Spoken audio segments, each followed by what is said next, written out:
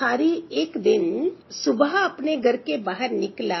त्योहार का दिन है, आज गांव में बहुत भिक्षा मिलने की संभावना है। वो अपनी झोली में थोड़े से चावल दाने डालकर बाहर आया। मार्ग पर आते ही सामने से राजा का रथ आता हुआ नजर आता है तो उसके पास आकर रुक जाता है। उसने सोचा, धन्य है मेरा भाग्य, आज तक कभी राजा से भिक्षा नहीं मांग पाया क्योंकि द्वारपाल बाहर से ही लौट देते हैं। राजा उसके सामने एक याचक की भांति खड़ा होकर उससे भिक्षा देने की मांग करने लगता है। राजा कहता है कि आज देश पर बहुत बड़ा संकट आया हुआ है और ज्योतिषियों ने कहा है इस संकट से उबरने के लिए यदि मैं अपना सब कुछ त्याग कर एक याचक की भांति भिक्षा ग्रहण करके लाऊंगा तभी उसका उपाय संभव है। बड़ी मुश्किल से एक चावल का दाना निकालकर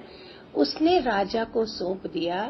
राजा को दिया। राजा वही एक चावल का दाना ले खुश होकर आगे भिक्षा लेने चला गया।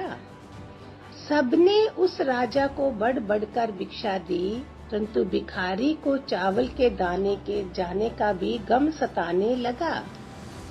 जैसे तैसे शाम को वह घर आया।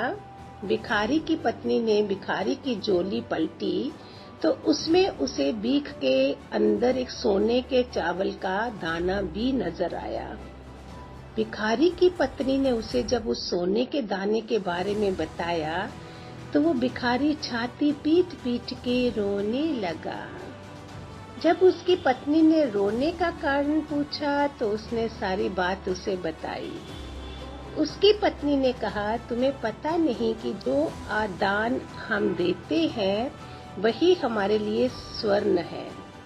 जो हम इकट्ठा कर लेते हैं वो सदा के लिए मिट्टी हो जाता है।